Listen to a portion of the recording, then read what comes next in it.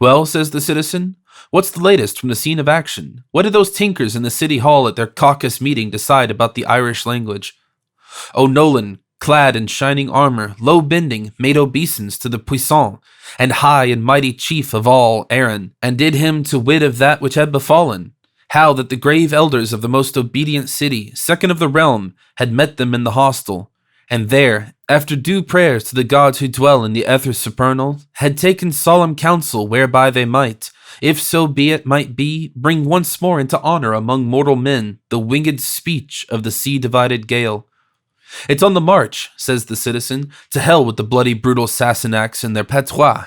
So JJ puts in a word, doing the toff about one story was good till you heard another, and blinking facts in the Nelson policy, putting your blind eye to the telescope and drawing up a bill of attainder to impeach a nation, and Bloom trying to back him up, moderation and botheration in their colonies and their civilization. Their civilization, you mean, says the citizen. To hell with them. The curse of a good-for-nothing. God light sideways on the bloody thick-lugged sons of whores gets. No music and no art and no literature worthy of the name. Any civilization they have stole from us. Tongue-tied sons of bastards' ghosts. The European family, says JJ.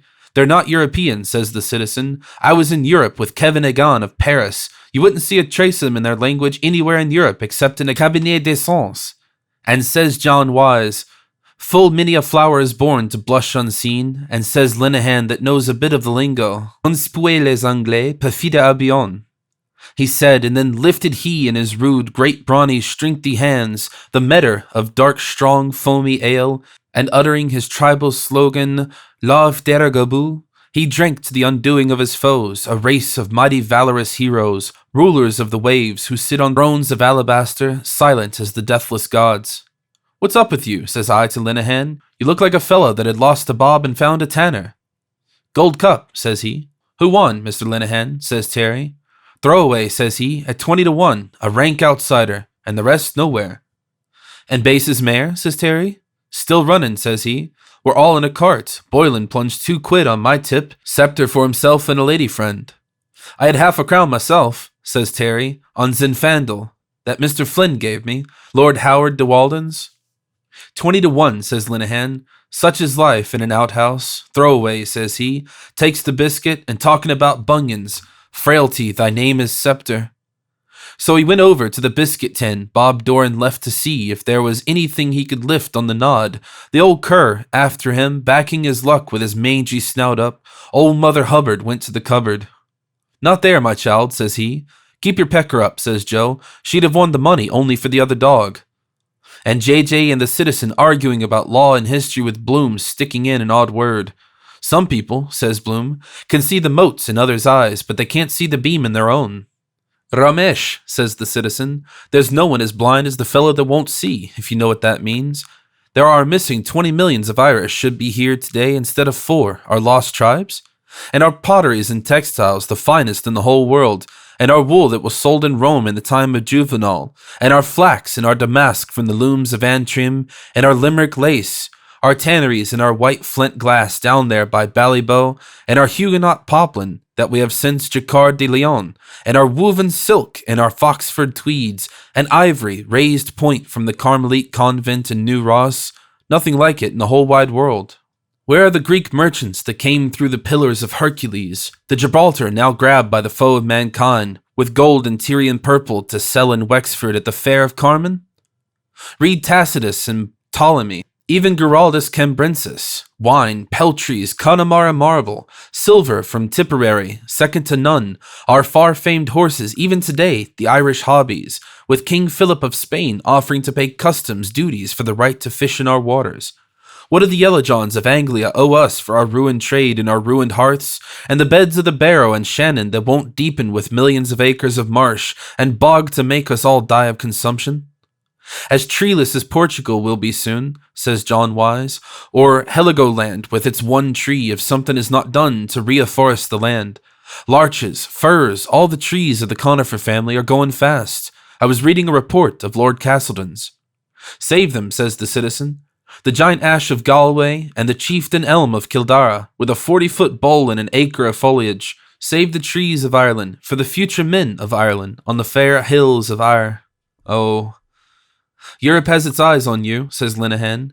The fashionable international world attended en masse this afternoon at the wedding of the Chevalier Jean Wise de Lyon, Grand High Chief Ranger of the Irish National Foresters, with Miss Fir Conifer of Pine Valley, Lady Sylvester Elmshade, Miss Barbara Lovebirch, Miss Pole Ash, Miss Holly Hazel Eyes, Miss Daphne Bays, Miss Dorothy Canebrake, Miss Clyde Twelvetrees, Miss Rowan Green, Miss Helen Vine Gadding, Miss Virginia Creeper, Miss Gladys Beach, Miss Olive Garth, Miss Blanche Maple, Miss Maud Mahogany, Miss Myra Myrtle, Miss Priscilla Elderflower, Miss B. Honeysuckle, Miss Grace Poplar, Miss O. Mimosa Sun, Miss Rachel Cedarfrond, Mrs. Lillian, and Viola Lilac, Miss Timidity Aspinall, Miss Kitty Dewey Moss, Miss May Hawthorne, Miss Gloriana Palm, Miss Liana Forrest, Miss Arabella Blackwood, and Miss Norma Hollyoak of Oakholm Regis graced the ceremony by their presence.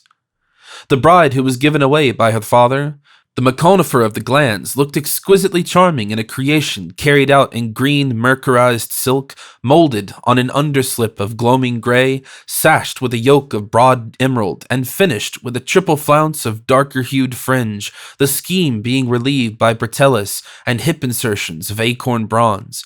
The maids of honor, Miss Larch Conifer and Miss Spruce Conifer, sisters of the bride, wore very becoming costumes in the same tone, a dainty motif of plume rose being worked into the pleats in a pinstripe and repeated capriciously in the jade-green toques of the form of heron feathers of pale-tinted coral. Signor Enrique Flor presided at the organ with his well-known ability, and in addition to the prescribed numbers of the nuptial mass, played a new and striking arrangement of Woodman, Spare That Tree at the conclusion of the service.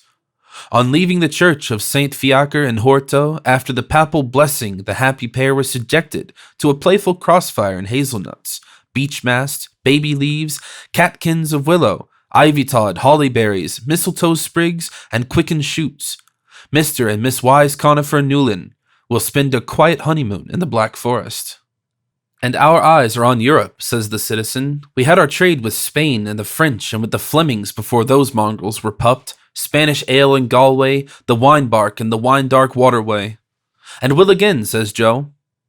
And with the help of the Holy Mother of God, we will again, says the citizen, clapping his thigh. Our harbors that are empty again will be full. Queenston, Kinsale, Galway, Blacksod Bay, Vintry and the Kingdom of Kerry, Killybegs, the third largest harbour in the wide world, with a fleet of masts of the Galway Lynches, and the Cavan O'Reillys, and the O'Kennedys of Dublin, when the Earl of Desmond could make a treaty with the Emperor Charles V himself.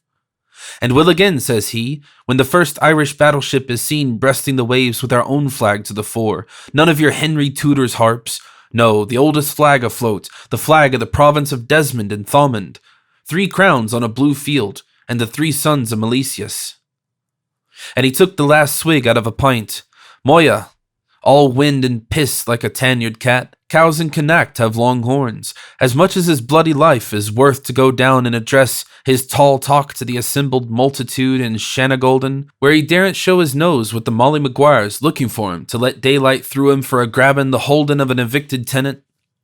Hear, hear to that, says John Wise. What will you have? An imperial yeomanry, says Linehan, to celebrate the occasion. Half one, Terry, says John Wise, and a hands up. Terry, are you asleep? Yes, sir, says Terry. Small whiskey and bottle of Allsop, right, sir. Hanging over the bloody paper with Alf looking for spicy bits instead of attending to the general public. Picture and a budding match, trying to crack their bloody skulls, one chap going for the other with his head down like a bull at a gate, and another, black beast burned in Omaha, Georgia, a lot of deadwood dicks in slouch hats, and they fire at a Sambo strung up in a tree with his tongue out and a bonfire under him. Gob, they ought to drown him in the sea after and electrocute and crucify him to make sure of their job. But what about the fighting navy, says Ned, that keeps our foes at bay?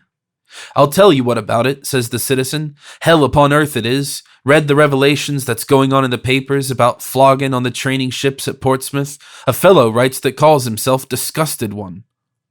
So he starts telling us about corporal punishment, and about the crew of tars and officers and rear admirals drawn up in cocked hats, and the parson with his Protestant Bible to witness punishment, and a young lad brought out, howling for his ma.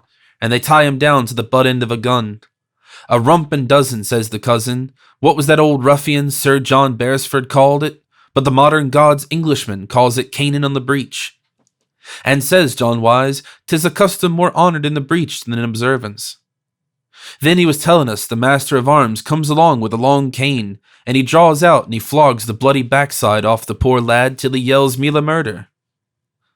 That's your glorious British Navy, says the citizen, that bosses the earth. The fellows that never will be slaves, with the only hereditary chamber on the face of God's earth, and their land in the hands of a dozen game hogs and cotton ball barons. That's the great empire they boast about of judges and whipped serfs. On which the sun never rises, says Joe. And the tragedy of it is, says the citizen, they believe it. The unfortunate yahoos believe it.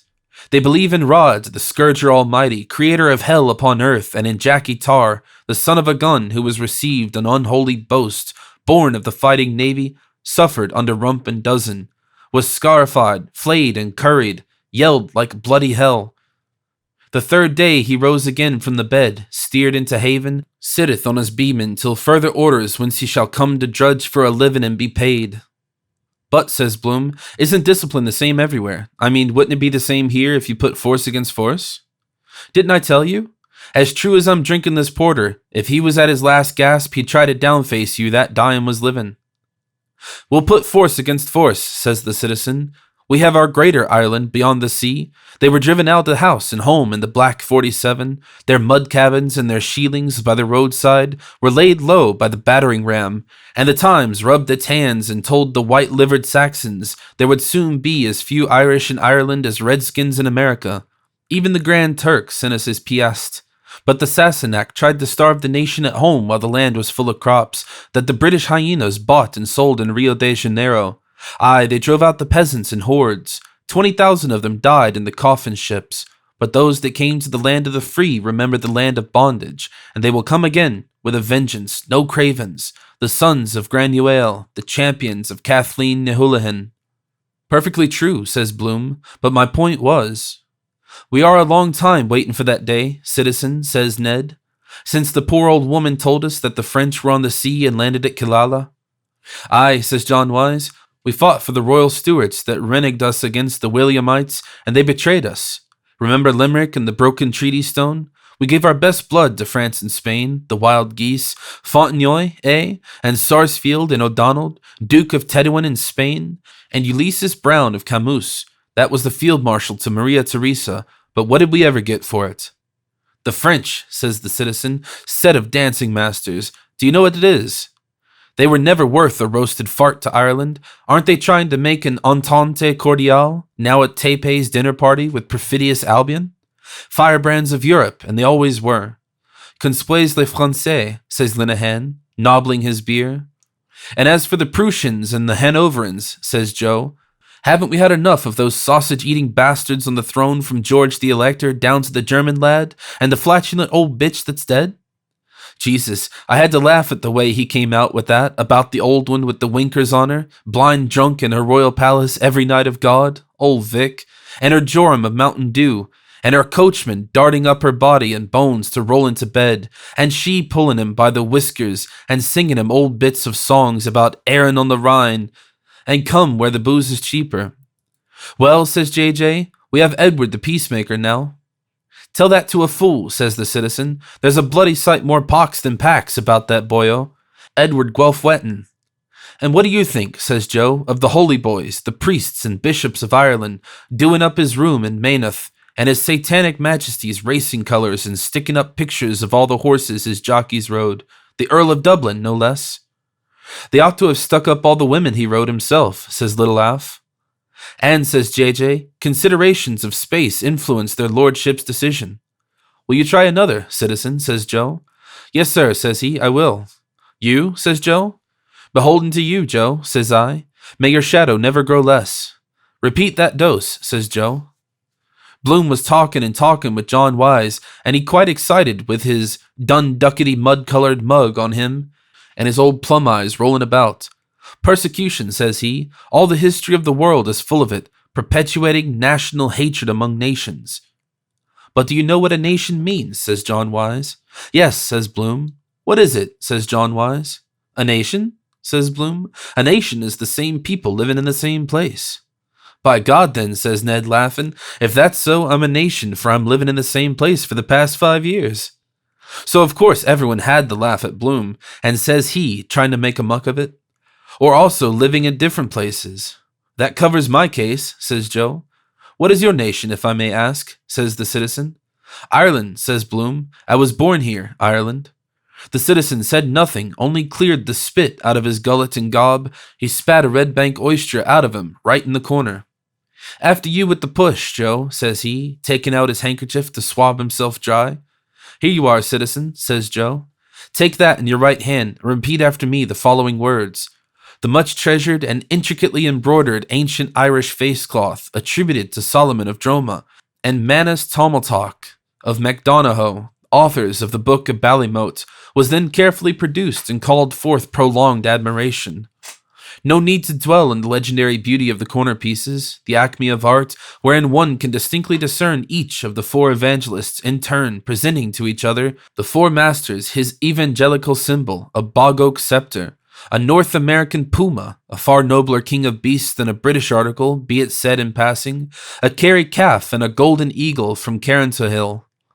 The scenes depicted of the emunctory field, showing our ancient duns and raths and cromlechs and grianons, and seats of learning and maledictive stones are as wonderfully beautiful, and the pignats as delicate as when the Sligo illuminators gave free rein to their artistic fantasy, long, long ago, in the time of the Barmecides. Glendalough, the lovely lakes of Killarney, the ruins of Clonmacnoise, Clong Abbey, Glen Inagh, and the 12 Pins, Ireland's Eye, the green hills of Talat, Croagh-Patrick, the brewers of Messrs. Arthur Guinness, Son and Company, Limited, Lofts Linall's Banks, the Vale of Avoca, Isolde's Tower, the Mappus Obelisk, Sir Patrick Dunn's Hospital, Cape Clear, the Glen of Airlow, Lynch's Castle, the Scotch House, Rathden Union Workhouse in Laughlinston, Tullamore Jail, Castle Connell Rapids, Kilbally the Cross at Monaster Boyce, Jury's Hotel, St. Patrick's Purgatory, the Salmon Leap, Maynooth College Refectory, Curly's Hole, the three birthplaces of the first Duke of Wellington, the Rock of Cashel, the Bog of Allen, the Henry Street Warehouse, Fingal's Cave. All these moving scenes are still there for us today, rendered more beautiful still by the waters of sorrow which have passed over them, and by the rich incrustations of time. Show us over the drink, says I. Which is which? That's mine, says Joe, as the devil said to the dead policeman. And I belong to a race too, says Bloom, that is hated and persecuted, also now, this very moment, this very instant. Gob, he near burnt his fingers with the butt of his old cigar. Rob, says he, plundered, insulted, persecuted, taking what belongs to us by right. At this very moment, says he, putting up his fist, sold by auction in Morocco like slaves or cattle. Are you talking about New Jerusalem? Says the citizen. I'm talking about injustice, says Bloom. Right, says John Wise. Stand up to it then with force like men. That's an almanac picture for you. Mark for a soft-nosed bullet. Old lardy face standing up to the business end of a gun. Gob, he'd adorn a sweeping brush, so he would, if he only had a nurse's apron on him. And then he collapses all of a sudden, twisting around all the opposite, as limp as a wet rag. But it's no use, says he. Force, hatred, history, all that. That's not life for men and women, insult and hatred. And everybody knows that it's the very opposite of that is really life. What? Says Alf. Love, says Bloom. I mean the opposite of hatred. I must go now, says he to John Wise. Just round to the court a moment to see if Martin is there. If he comes, just say I'll be back in a second. Just a moment. Who's hindering you? And off he pops like greased lightning. A new apostle to gentiles, says the citizen. Universal love. Well, says John Wise, isn't that what we're told? Love your neighbor? That chap, says the citizen. Beggar my neighbor is his motto. Love, Moya, he's a nice pattern of Romeo and Juliet. Love loves to love love. Nurse loves the new chemist. Constable 14A loves Mary Kelly. Gertie McDowell loves the boy that has the bicycle. M.B. loves a fair gentleman. Lee Chi-han, lovey up kissy cha-poo chow. Jumbo the elephant loves Alice the elephant. Old Mr. Verschoyle with the ear trumpet loves old Mrs. Verschoyle with a Turnitin eye. The man in the brown mackintosh loves a lady who's dead. His Majesty the King loves Her Majesty the Queen.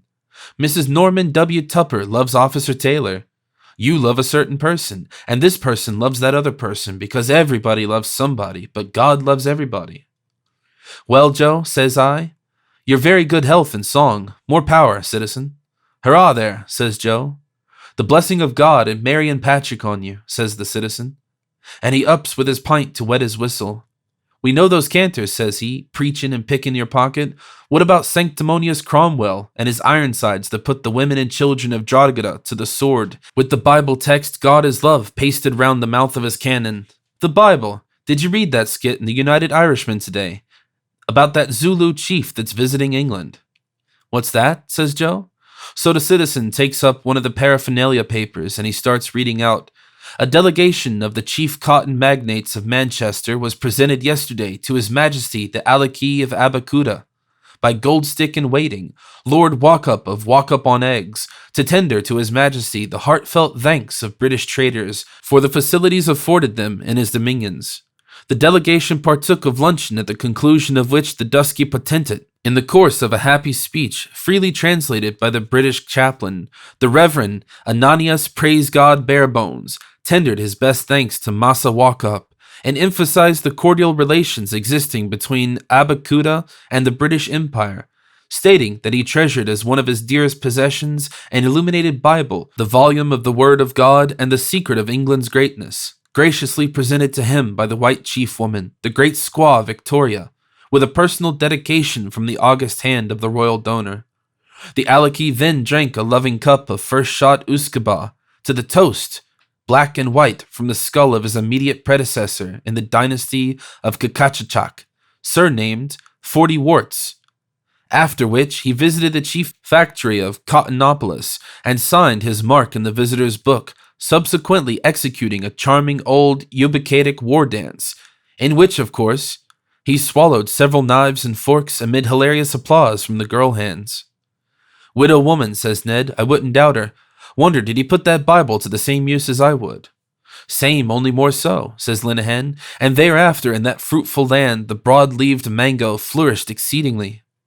Is that by Griffith? Says John Wise. No, says the citizen, it's not Shangana, it's only initialed P. And a very good initial too, says Joe.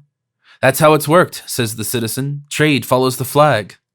Well, says JJ, if they're any worse than those Belgians in the Congo Free State, they must be bad. Did you read that report by a man? What's this his name is? Casement, says the citizen. He's an Irishman. Yes, that's the man, says JJ, raping the women and girls and flogging the natives on the belly to squeeze all the red rubber they can get out of 'em. I know where he's gone, says Linehan, cracking his fingers. Who? Says I.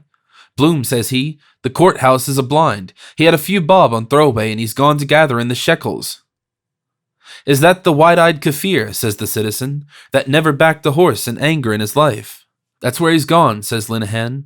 I met Bantam Lyons going to back that horse. I only put him off it, and he told me Bloom gave him the tip. Bet you what you like, he has 100 shillings to 5 on. He's the only man in Dublin has it, a dark horse. He's a bloody dark horse himself, says Joe. Mind, Joe, says I, show us the entrance out. There you are, says Terry. Goodbye, Ireland, I'm going to Gort. So I just went round to the back of the yard to pump ship and begob 100 shillings to 5, while I was letting off my throwaway 22. Letting off my load, Gob, says I to myself. I knew he was uneasy in his, 2 pints off to Joe and 1 in Slattery's off, in his mind to get off the mark. 100 shillings is 5 quid. And when they were in the dark horse, Pisser Burke was telling me card party, and letting on the child was sick. Gob, he must have done about a gallon. Flabby arse of a wife, speaking down the tube, she's better, oh, she's ow. All a plan so he could vamoose with the pool if he won, or Jesus, full up I was, trade him without a license. Oh, Ireland my nation, says he, hoik poik. Never be up to those bloody, they're the last of it, Jerusalem cuckoos. So anyhow, when I got back, they were at it, ding-dong, John Wise, saying it was Bloom to give the ideas for Sinn Fein to Griffith, to put in his paper all kinds of gerrymandering, pack juries and swindling the taxes off the government, and appointing consuls all over the world to walk about selling Irish industries, robbing Peter to pay Paul, Gob, that puts the bloody kibosh on it if old Sloppy Eyes is mucking up the show. Give us a bloody chance. God save Ireland from the likes of that bloody mouse about. Mr. Bloom with his argle-bargle, and his old fellow before him, perpetrating frauds. Old Methuselah Bloom, the robbing bagman, that poisoned himself with the prussic acid after he's swamping the country with his baubles and his penny diamonds. Loans by post on easy terms, any amount of money advanced on note of hand, distance no object, no security. Gob, he's like Lanty McHale's goat that go a piece of the road with everyone. Well, it's a fact, says John Wise, and there's the man now that'll tell you all about it, Martin Cunningham. Sure enough, the castle car drove up with Martin on it, and Jack Power with him, and a fellow named Crofter or Crofton, pensioner out of Collector General's, and Orangeman Blackburn does have on the registration, and he drawing his pay, or Crawford gallivanting around the country at the king's expense. Our travellers reached the rustic hostelry and alighted from their palfreys. "Ho, varlet!" cried he, who by his means seemed the leader of the party. "Saucy knave, to us!" So saying, he knocked loudly with his sword hilt upon the open lattice. Mine host came forth at the summons, girding him with his tabard. "Give you good den, my masters," said he with an obsequious bow. "Bestir thyself, sirrah," cried he who had knocked. "Look to our steeds, and for ourselves give us your best, for i' faith we need it." "Lack-a-day, good masters," said the host, "my poor house has but bare larder. I know not what to offer your lordships." "How now, fellow?" cried the second of the party, a man of pleasant countenance. "So servest thou the king's messengers, Master Tapton?" An instantaneous change overspread the landlord's visage. "Cry you mercy, gentlemen," he said humbly, "and you be the king's messengers. God shield his majesty, you shall not want for aught. The king's friends, God bless his majesty, shall not go a-fasting in my house, I warrant me." "Then about," cried the traveller, who had not spoken, a lusty trencherman by his aspect, "hast aught to give us?" Mine host bowed again as he made answer. "What say you, good masters, to a squab pigeon pasty, some collops of venison, a saddle of veal, widgeon with crisp hog's bacon, a boar's head with pistachios, a basin of jolly custard, a medlar tansy, and a flagon of old Rhenish?" "Codsooks," cried the last speaker, "that likes me well. Pistachios." "Aha!" cried he of the pleasant countenance. "A poor house and a bare larder, quotha, 'tis a merry rogue." So in comes Martin, asking where was Bloom. "Where is he?" says Linehan, "defrauding widows and orphans?" "Isn't it a fact," said John Wise, "what I was telling the citizen about Bloom and the Sinn Fein?" "That's so," said Martin, "or so they allege." "Who made those allegations?" says Alf. "I," says Joe, "I'm the alligator." "And after all," says John Wise, "why can't a Jew love his country like the next fellow?" "Why not?" says JJ, "when he's quite sure which country it is." "Is he a Jew or a Gentile, or a Holy Roman, or a Swaddler, or what the hell is he?" says Ned. "Or who is he? No offense, Crofton." "Who is Junius?" says JJ. "We don't want him," says Crofter the Orangeman or Presbyterian. "He's a perverted Jew," says Martin, "from a place in Hungary, and it was he drew up all the plans according to the Hungarian system. We know that in the castle." "Isn't he a cousin of Bloom the dentist?" said Jack Power. "Not at all," says Martin, "only namesakes. His name was Virag, the father's name that poisoned himself. He changed it by deed poll, the father did." "That's the new Messiah for Ireland," says the citizen, "island of saints and sages."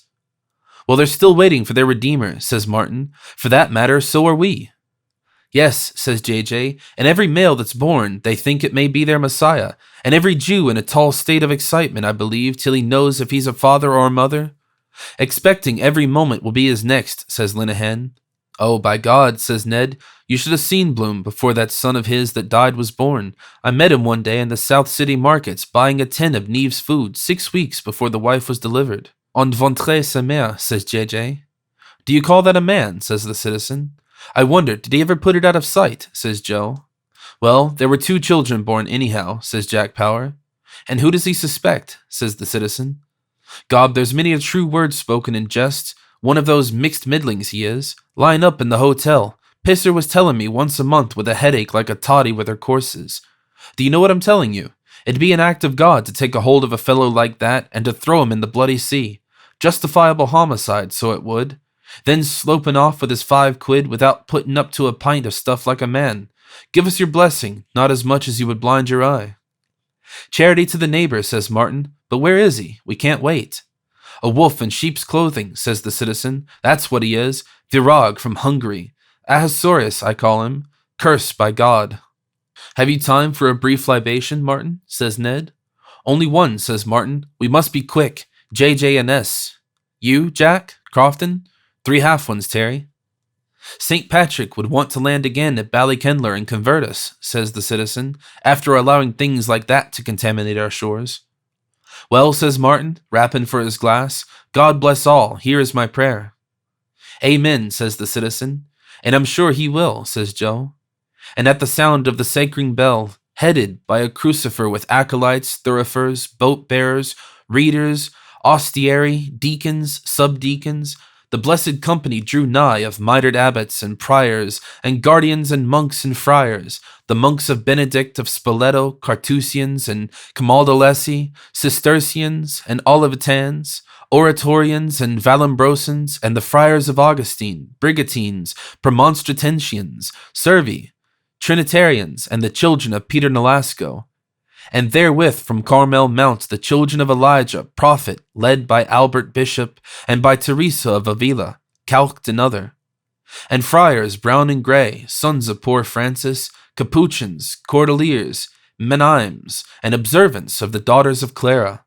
And the sons of Dominique, the friars preachers, and the sons of Vincent, and the monks of S. Volston, and Ignatius his children, and the confraternity of the Christian brothers led by the Reverend Brother Edmund Ignatius Rice.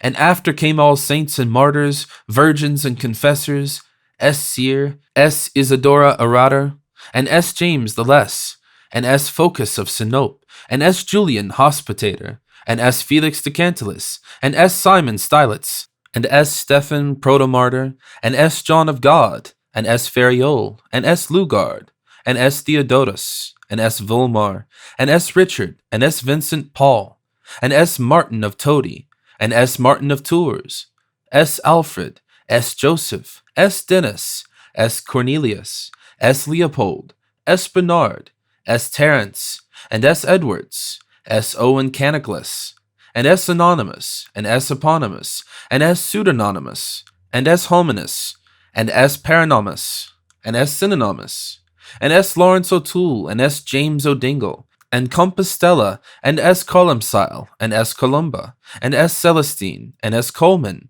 S. Kevin, S. Brendan, S. Frigidian, S. Senon, S. Fachna, S. Columbanus, S. Gall, S. Fursey, S. Fenton, S. Fiacre, S. John Neponuk, and S. Thomas Aquinas, S. Eyes of Brittany, S. Michon, and S. Herman Joseph, and the 3 patrons of holy youth, S. Aloysius Gonzaga, S. Stanislaus Kostka, and S. John Birchmans, and the saints Gervasius, Servasius, and Bonifacius, S. Bride, S. Kieran, S. Canis of Kilkenny, S. Jarlath of Tuam, S. Finbar, S. Papin of Ballymun, Brother Aloysius Pacificus, and Brother Louise Bellicosus, and the saints Rose of Lima, and Viterbo, and Saint Martha of Bethany, S. Mary of Egypt, S. Lucy, and S. Bridget, and S. Attracta, and S. Dibna,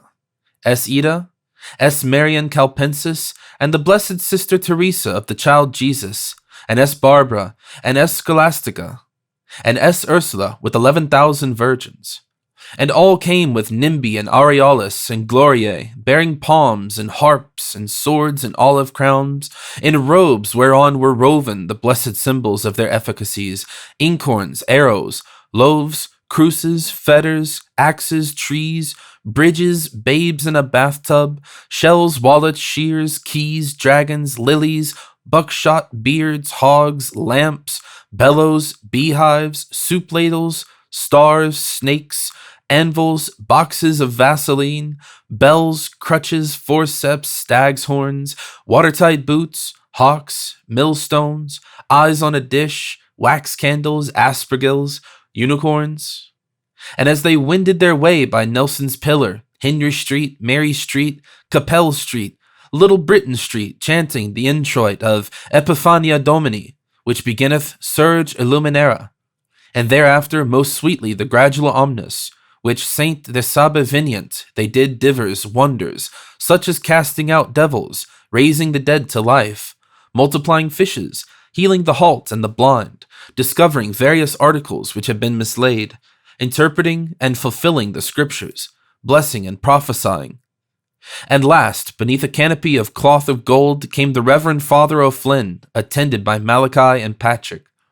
And when the good fathers had reached the appointed place, the house of Bernard Kiernan and Co., Limited, 8, 9, and 10 Little Britain Street, wholesale grocers, wine and brandy shippers, licensed for the sale of beer, wine, and spirits for consumption on the premises. The celebrant blessed the house and censed the mullioned windows, and the groins, and the vaults of the arrases, and the capitals, and the pediments, and the cornices, and the engrailed arches, and the spires, and the cupolas, and sprinkled the lintels thereof with blessed water, and prayed that God might bless that house as he had blessed the house of Abraham, and Isaac, and Jacob, and make the angels of his light to inhabit therein.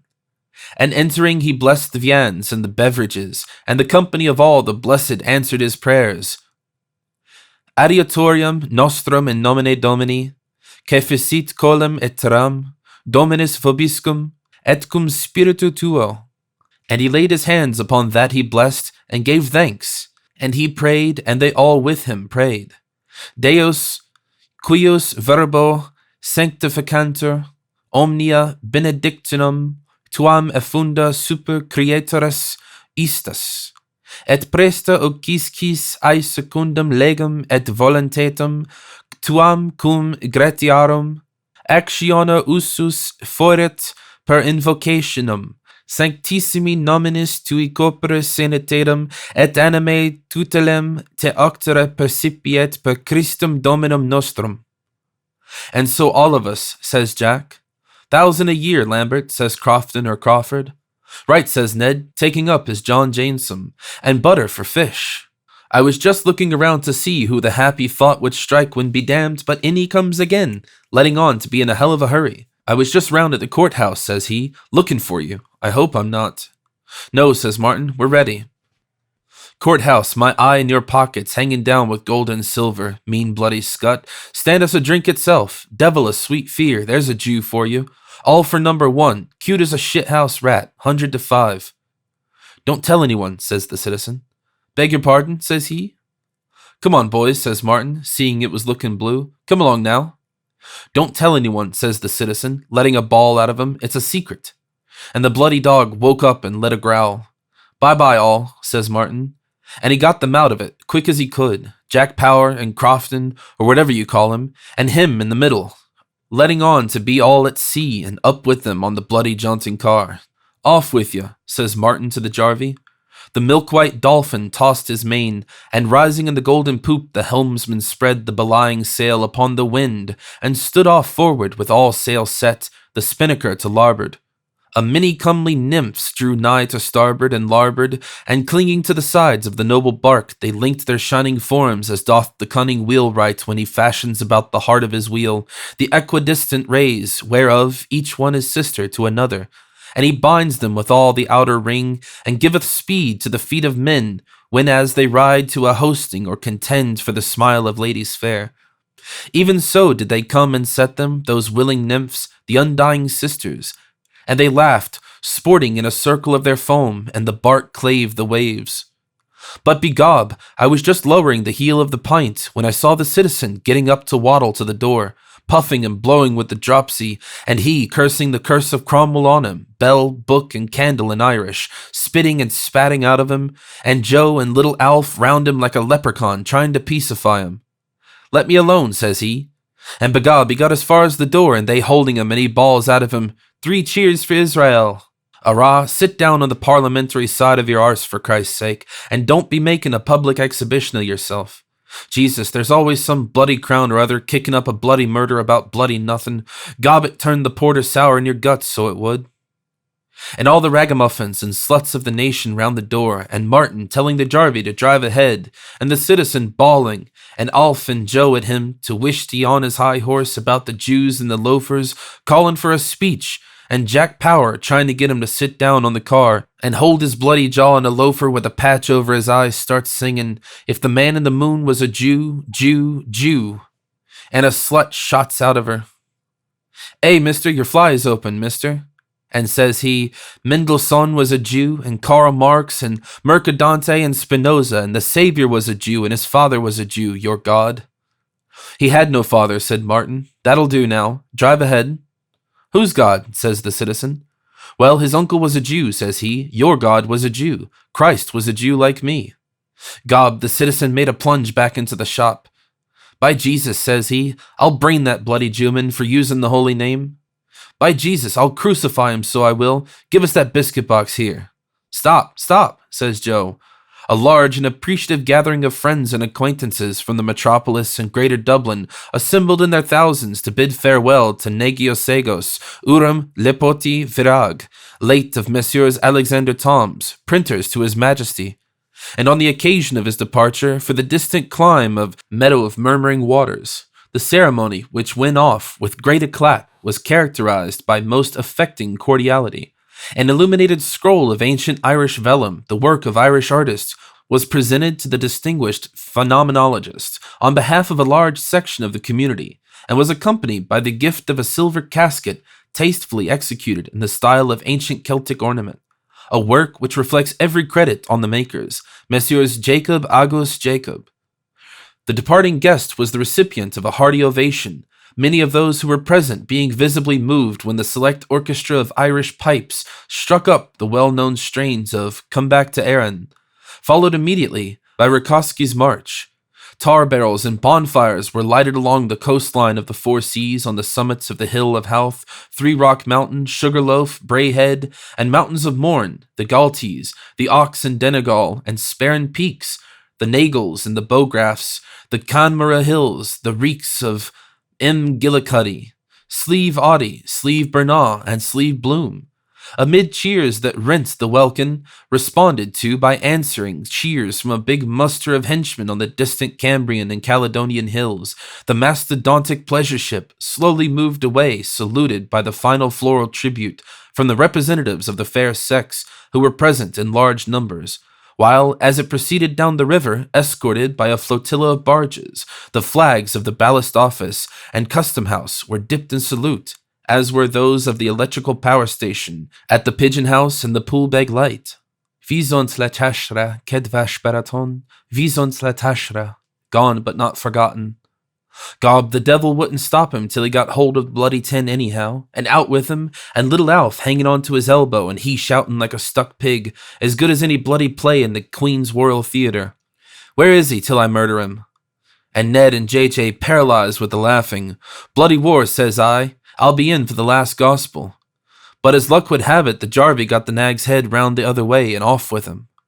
"Hold on, citizen," says Joe. "Stop." Begob, he drew his hand and made a swipe and let fly. Mercy of God, the sun was in his eyes, or he'd have left him for dead. Gob, he near sent it into the county Longford. The bloody nag took fright, and the old mongrel after the car like bloody hell, and all the populace shouting and laughing, and the old 10-box clattering along the street. The catastrophe was terrific and instantaneous in its effect. The observatory of Dunsink registered in all 11 shocks, all of the 5th grade of Mercalli's scale, and there is no record extant of a similar seismic disturbance in our island since the earthquake of 1534, the year of the rebellion of Silken Thomas. The epicenter appears to have been that part of the metropolis which constitutes the Inns Quay, ward and parish of St. Machon, covering a surface of 41 acres, 2 roods, and 1 square pole or perch. All the lordly residences in the vicinity of the Palace of Justice were demolished, and that noble edifice itself, in which at the time of the catastrophe important legal debates were in progress, is literally a mass of ruins beneath which it is to be feared all the occupants to have been buried alive. From the reports of eyewitnesses, it transpires that the seismic waves were accompanied by a violent atmospheric perturbation of cyclonic character.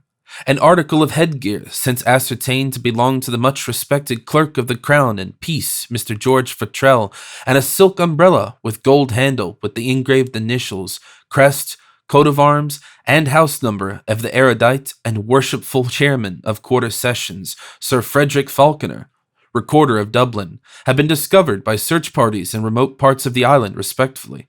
The former on the third basaltic ridge of the Giant's Causeway, the latter embedded to the extent of 1 foot 3 inches in the sandy beach of Hollyopen Bay, near the old head of Kinsale. Other eyewitnesses deposed that they observed an incandescent object of enormous proportions hurtling through the atmosphere at a terrifying velocity in a trajectory directed southwest by west.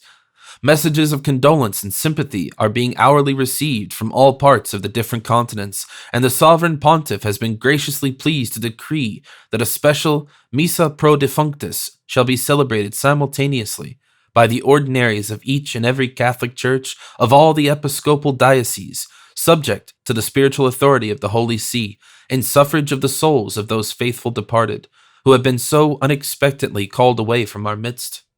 The work of salvage, removal of debris, human remains, etc., has been entrusted to Messrs. Michael Mead and Son, 159 Great Brunswick Street, and Messrs. T. and C. Martin, 77, 78, 79, and 80th North Wall, assisted by the men and officers of the Duke of Cornwall's Light Infantry, under the general supervisions of H.R. Rear Admiral, the Right Honorable Sir Hercules Hannibal Habeas Corpus Anderson, KGK, PK, TP, CK, CB, MPJP, MB, DS, OS, OD, MF, HM, RI, AB, L, Moose, Doc, PL, G, FT, CD, FR, UI, FR, CPI, and FR, CSI.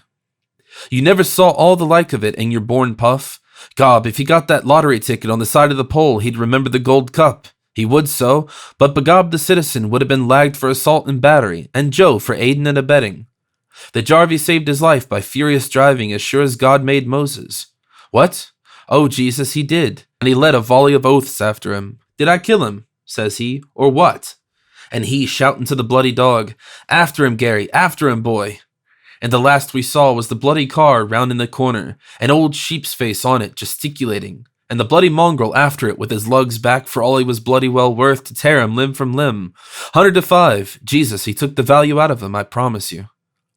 When lo, there came about them all a great brightness, and they beheld the chariot wherein he stood ascend to heaven.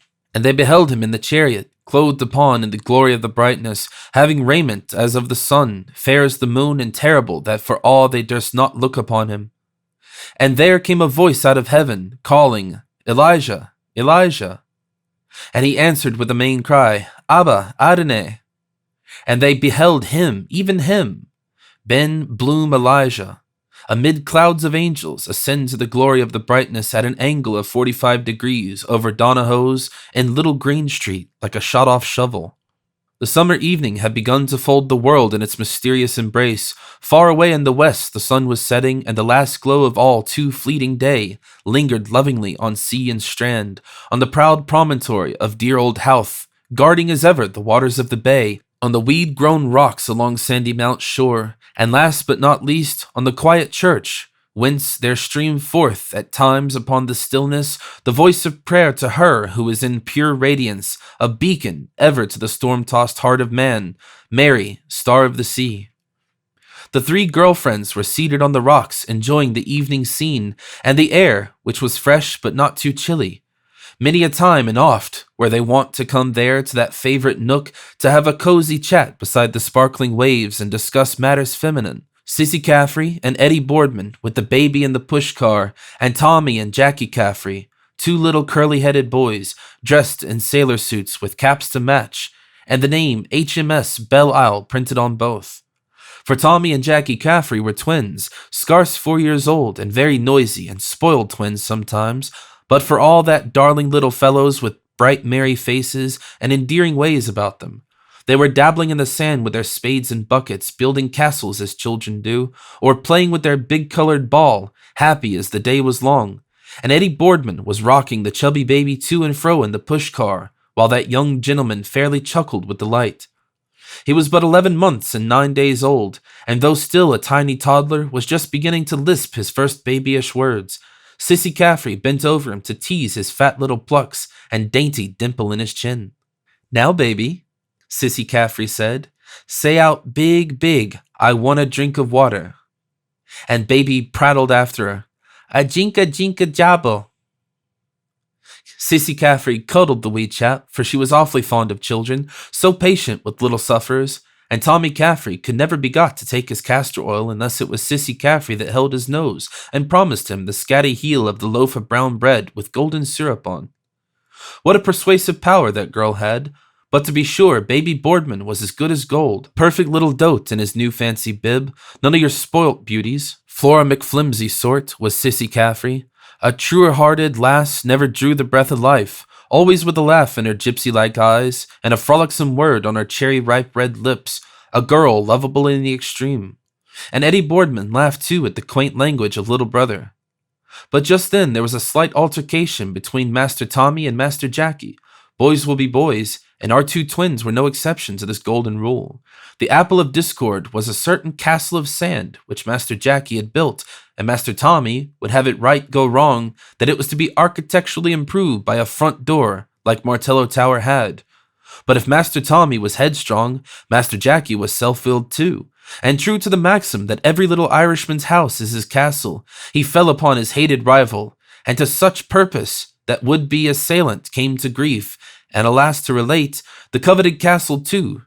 Needless to say, the cries of discomfited Master Tommy drew the attention of the girlfriends. "Come here, Tommy," his sister called imperatively. "At once. And you, Jackie, for shame to throw poor Tommy in the dirty sand. Wait till I catch you for that." His eyes misty with unshed tears, Master Tommy came at her call, for their big sister's words was law with the twins. And in a sad plight, he was too after his misadventure. His little man-o'-war top and unmentionables were full of sand, but Sissy was a past mistress in the art of smoothing over life's tiny troubles, and very quickly not one speck of sand was seen on his smart little suit. Still the blue eyes were glistening with hot tears that would well up, so she kissed away the hurtness and shook her hand at Master Jackie the culprit, and said if she was near him she wouldn't be far from him, her eyes dancing in admonition. "Nasty bold Jackie," she cried. She put an arm round the little mariner and coaxed winningly. "What's your name, Butter and Cream?" "Tell us who is your sweetheart," spoke Eddie Boardman. "Is Sissy your sweetheart?" "Now," tearful Tommy said. "Is Eddie Boardman your sweetheart?" Sissy queried. "Now," Tommy said. "I know," Eddie Boardman said none too amiably with an arch glance from her short-sighted eyes. "I know who is Tommy's sweetheart. Gertie is Tommy's sweetheart." "Now," Tommy said, on the verge of tears. Sissy's quick mother wit guessed what was amiss, and she whispered to Eddie Boardman to take him there behind the push-car where the gentleman couldn't see, and to mind he didn't wet his new tan shoes. But who was Gertie? Gertie McDowell, who was seated near her companions, lost in thought, gazing far away into the distance, was, in very truth, a fair specimen of winsome Irish girlhood, as one could wish to see. She was pronounced beautiful by all who knew her, though as folks often said she was more a Giltrap than a McDowell. Her figure was slight and graceful, inclining even to fragility, but those iron jelloids she had been taking of late had done her a world of good, much better than the widow Welch's female pills, and she was much better of those discharges she used to get, and that tired feeling. The waxen pallor of her face was almost spiritual in its ivory-like purity, though her rosebud mouth was a genuine Cupid's bow, Greekly perfect. Her hands were of finely veined alabaster with tapering fingers and as white as lemon juice, and queen of ointments could make them, though it was not true that she used to wear kid gloves in bed, or take a milk foot bath either. Bertha Supple told that once to Eddie Boardman, a deliberate lie, when she was black out at daggers drawn with Gertie. The girl chums had, of course, their little tiffs from time to time, like the rest of mortals. And she told her not to let on whatever she did, that it was her that told her, or she'd never speak to her again. No, honor where honor is due. There was an innate refinement, a languid, cleanly hauteur about Gertrude, which was unmistakably evidenced in her delicate hands and hierarched instep. Had kind fate but willed her to be born of gentlewoman of high degree in her own right, and had she only received the benefit of a good education, Gertie McDowell might easily have held her own beside any lady in the land, and have seen herself exquisitely gowned with jewels on her brow, and patrician suitors at her feet, vying with one another to pay their devours to her. Mayhap it was this, that love might have been, that lent to her softly featured face at whiles a look, tense with suppressed meaning, that imparted a strange, yearning tendency to the beautiful eyes, a charm few could resist. Why have women such eyes of witchery? Gertie's were the bluest Irish blue, set off by lustrous lashes and dark expressive brows. Time was when those brows were not so silkily seductive. It was Madame Vera Verity, directress of the woman beautiful page of the Princess Novelette, who first advised her to try eyebrow line, which gave that haunting expression to the eyes, so becoming in leaders of fashion, and she had never regretted it.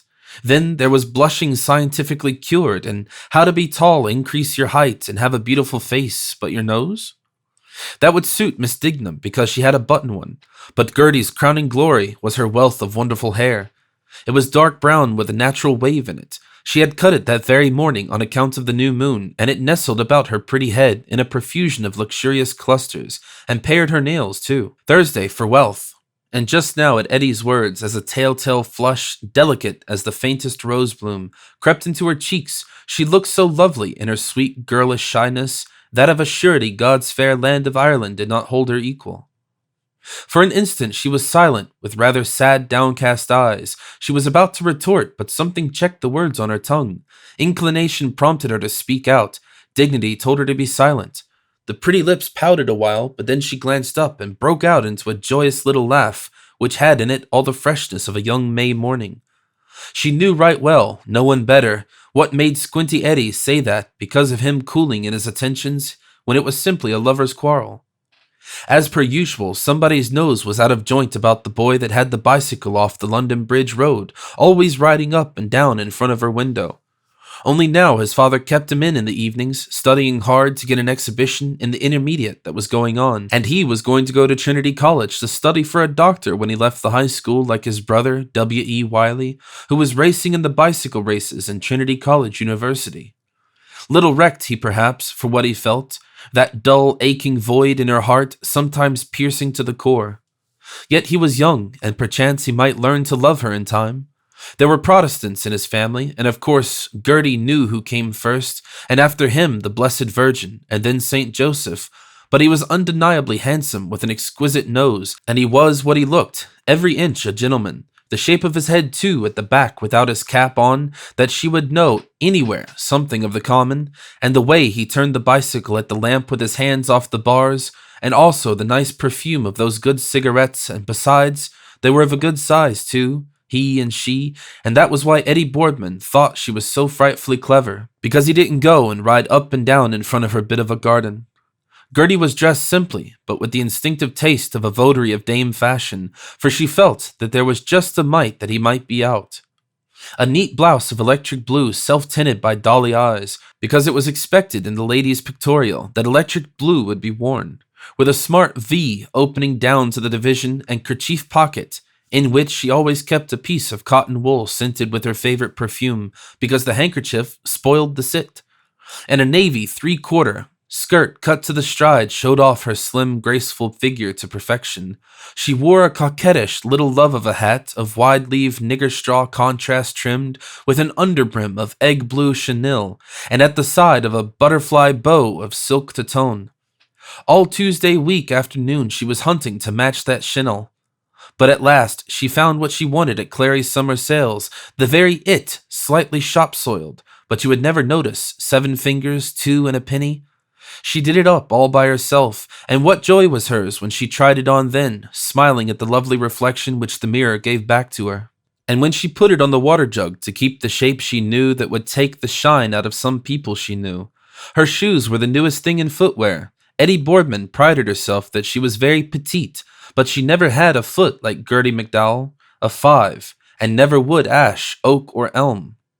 With patent toe caps, and just one smart buckle over her high-arched instep, her well-turned ankle displayed its perfect proportions beneath her skirt, and just the proper amount, and no more of her shapely limbs encased in fine-spun hose, with high-spliced heels and wide garter tops. As for undies, they were Gertie's chief care, and who that knows the fluttering hopes and fears of sweet 17, though Gertie would never see 17 again, can find it in his heart to blame her? She had 4 dinky sets with awfully pretty stitchery, 3 garments and nighties extra, and each set slotted with different colored ribbons, rose pink, pale blue, mauve, and pea green, and she aired them herself and blued them when they came home from the wash, and ironed them, and she had a brick bat to keep the iron on because she wouldn't trust those washerwomen as far as she'd seen them scorching the things. She was wearing the blue for luck, hoping against hope, her own color, and lucky too for a bride to have a bit of blue somewhere on her, because the green she wore that day week brought grief because his father brought him to study for the intermediate exhibition, and because she thought perhaps he might be out, because when she was dressing that morning, she nearly slipped up the old pair on her inside out, and that was for luck and lovers' meeting if you put those things on inside out, or if they got untied, that he was thinking about you so long as it wasn't of a Friday. And yet, that strained look on her face, a gnawing sorrow, is there all the time. Her very soul is in her eyes, and she would give worlds to be in the privacy of her own familiar chamber, where, giving away to tears, she could have a good cry and relieve her pent-up feelings, though not too much, because she knew how to cry nicely before the mirror. "You are lovely, Gertie," it said. "The paly light of evening falls upon a face infinitely sad and wistful. Gertie McDowell yearns in vain." Yes, she had known from the very first that her daydream of a marriage had been arranged and wedding bells ringing for Miss Reggie Wiley, TCD, because the one who married the elder brother would be Miss Wiley. And in the fashionable intelligence, Miss Gertrude Wiley was wearing a sumptuous confection of gray trimmed with expensive blue fox was not to be. She was too young to understand he would not believe in love, a woman's birthright. The night of the party long ago in Stowers, he was still in short trousers, when they were alone, and he stole an arm round her waist, she went white to the very lips. He called her little one in a strangely husky voice, and snatched half a kiss, the first. But it was only the end of her nose, and then he hastened from the room with a remark about refreshments. Impetuous fellow.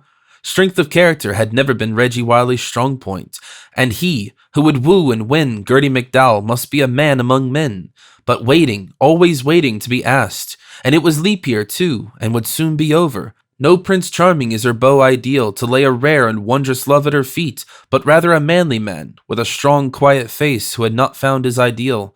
Perhaps his hair slightly flecked with gray, and who would understand, take her in his sheltering arms, strain her to him in all the strength of his deep passionate nature, and comfort her with a long, long kiss.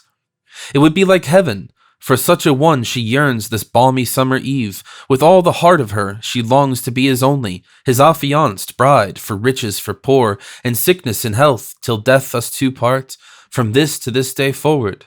And while Eddie Boardman was with little Tommy behind the push car, she was just thinking would the day ever come when she would call herself to be his little wife.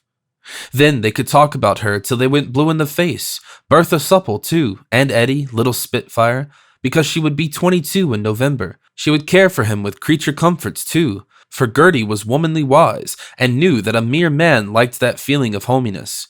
Her griddle cakes done to a golden brown hue and Queen Anne's pudding of delightful creaminess had won golden opinions from all because she had a lucky hand also for lighting a fire. Dredge in the fine self-rising flour and always stir in the same direction. Then cream the milk and sugar and whisk well the white of eggs, though she didn't like the eating part when there were any people that made her shy.